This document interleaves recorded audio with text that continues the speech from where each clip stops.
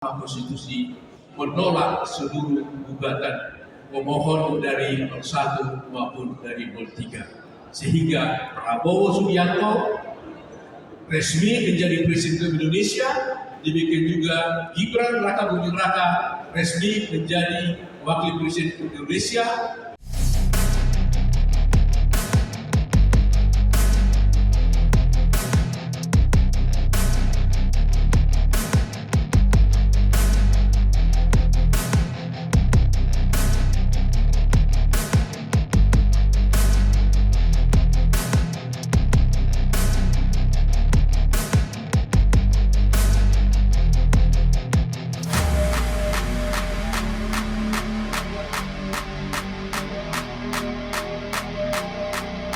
Syukur pada Tuhan Yang Maha Kuasa, karena hari ini kita sudah berhasil menyelesaikan pemeriksaan perkara perselisihan PHPU antara paslon 01, 03, 02 dan KPU, dan berjalan terus sampai sekarang. Semuanya kita sehat-sehat semuanya, dan puji Tuhan juga karena kebetulan hasilnya juga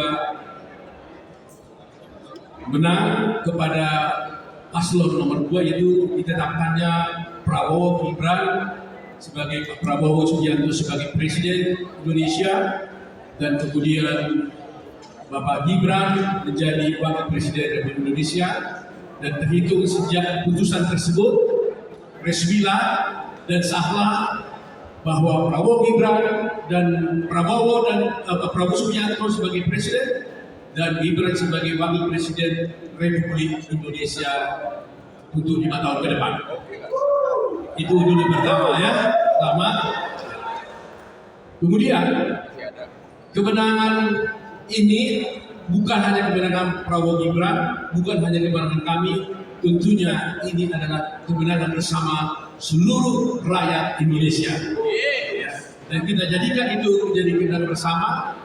Semua konsultasi berjalan, perdebatan berjalan, semuanya berjalan selama ini. Tetapi ketika putusan ini diucapkan, marilah kita bersatu kembali untuk membangun bangsa Indonesia di bawah kepemimpinan Bapak Prabowo Subianto dan Gibran Raka Buming Raka. Teman-teman semuanya, saya ingin memberikan gambaran singkat, karena mungkin tidak semua mendengar putusan.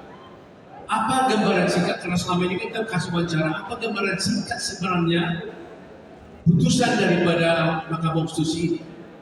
Tadi Pak Yudhil sudah katakan putusan ini ada dissenting. 5 yang menyatakan bulat untuk menyatakan menerima dan menolak permohonan dari 01, 03. Tapi ada 3 orang yang melakukan dissenting, di mana 2 hakim konstitusi menyatakan diinginkannya dilakukannya PSU di beberapa daerah tertentu terhadap hal ini.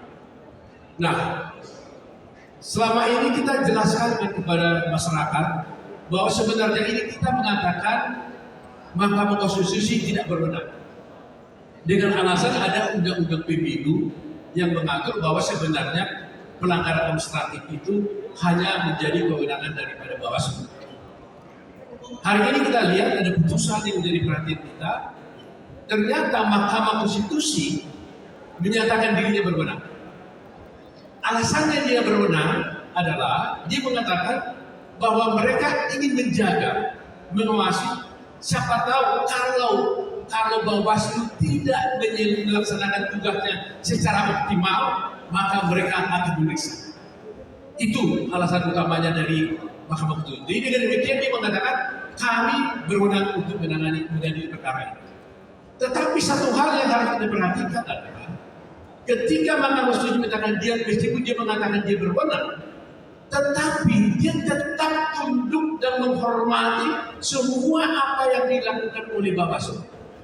Sehingga di dalam pertimbangannya, Hakim Mahkamah Konstitusi mengatakan karena pengaduan ini telah diajukan ke Bawaslu dan Bawaslu telah menindaklanjuti pengaduan atau dugaan pelanggaran yang diajukan oleh 103 ini ke Bawaslu, dan Bawaslu sudah menindaklanjutinya, maka Mahkamah Konstitusi mengatakan tidak terbukti lagi ada pelanggaran terhadap dugaan-dugaan kecurangan yang dituduhkan oleh 01 dan 3, tapi tidak dilaporkan atau tidak diadukan ke Bawaslu. Mahkamah Konstitusi memberikan pendapat bahwa mereka telah melepaskan haknya untuk melaporkan itu karena mereka tidak melaporkan. Jadi haknya untuk mengadu telah dianggap lepas, sehingga tidak lagi pantas dan patut diadili di Mahkamah Konstitusi.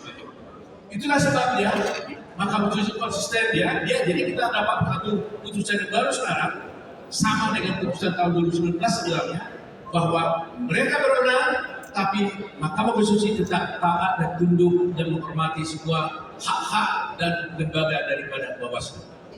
Ketiga, kita selama ini mempersoalkan tentang Amicus Curiae. Di sini telah jelas kita lihat, Mahkamah tegas menyatakan tadi bahwa telah membaca semua permohonan-permohonan dari Amicus Curiae.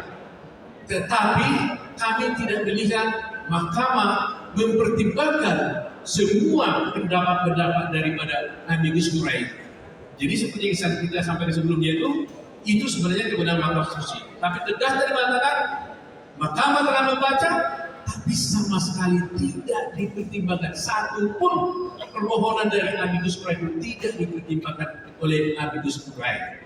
Nah, saya bisa maklum atas hal ini karena mungkin, tapi ini tak pendapat ya, kalau itu dibiarkan berkembang Amicus Curiae ini di setiap pengadilan, maka mungkin akan berpotensi menjadi intervensi kepada mahkamah maupun kepada pengadilan. Tapi itu pendapat pribadi saya, tapi mungkin ya itu sebabnya Mahkamah Konstitusi tidak mempertimbangkannya.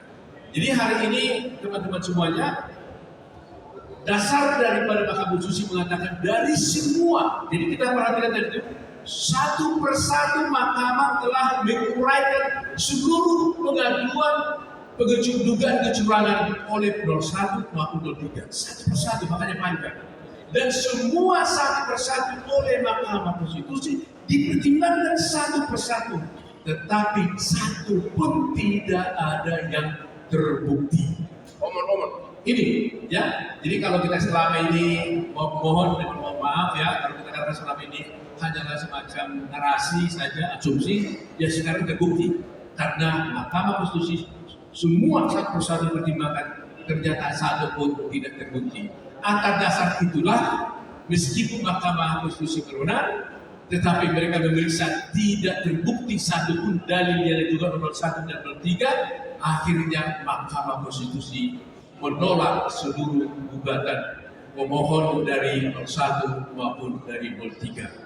Sehingga Prabowo Subianto resmi menjadi Presiden Indonesia, demikian juga Gibran Raka Buming Raka resmi menjadi Wakil Presiden Indonesia, dan kita hormati ini, dan tidak ada lagi upaya hukum apapun terhadap putusan ini, dan inilah yang terakhir dari semua proses pemilu, dan kita tinggal menunggu penetapan pelantikan presiden di bulan Oktober nanti.